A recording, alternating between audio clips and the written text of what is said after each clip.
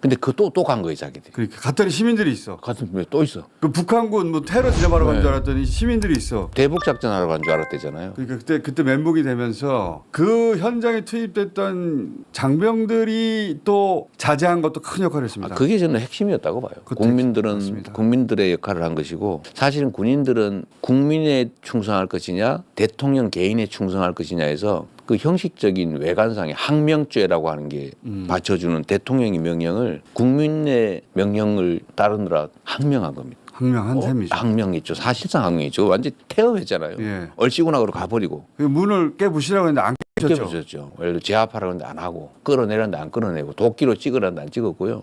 어쨌든 그랬는데 이 곽 사령관이 공개적으로 얘기를 하는 바람에 예. 2차, 3차가 불가능해져 버린 거예요. 더 이상 명령에 따르지 않겠다고 했으니까. 핵심 부대가 예. 특전사거든요. 그렇죠. 그러니까 여기 부대가 안 한다 그래 버린 데다가 그 수방사 그렇죠. 사령관이 이러다 나만 혹시 그 왕따 되는 거 아닐까? 걱정해요. 그 사람도 해버렸잖아요. 두 사람이 와르르 하니까 무너져 버린 거죠. 국회에 출동해도 두 사람이 그 얘기를 해버리니까 끝난 거죠. 더 이상 병력이 없어요. 어쨌든 그게 큰 변곡점이었죠. 그러면서 며칠 후에 이제 국회 밖으로 나오셨는데 네, 꽤 오래 꽤 있었습니다. 오래 있었습니다. 근데 제가 김민석 의원한테 얘기 들어보니까 아무래도 윤석열이 개혁할 것 같다는 얘기를 대표님이 하셨다고 하던데 그 전에. 제가 총선 전부터 했죠. 그러니까 남들은 안 믿었는데 대표님은 개혁할 것 같다고 하셨다고 하더라고요. 저는 확신했습니다.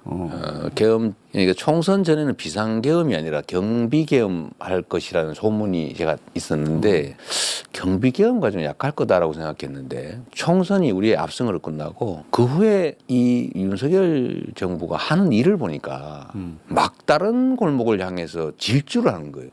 그 대표적인 징후가 예를 들면 김문수 장관 청문회입니다. 일부러 그러잖아요. 청문회 때 나와서. 그렇죠. 더 심하게. 그리고 장관 총리가 국회에 와서 완전히 글래디에이터로 변했잖아요. 거기다가 인권위원장을 전혀 인권적이지 않은 반인권적인 생각을 가진 분을 임명했잖아요. 독립기념관, 무슨 8.15 축사. 이게 보니까 테러를 다 막아버렸더라고 스스로.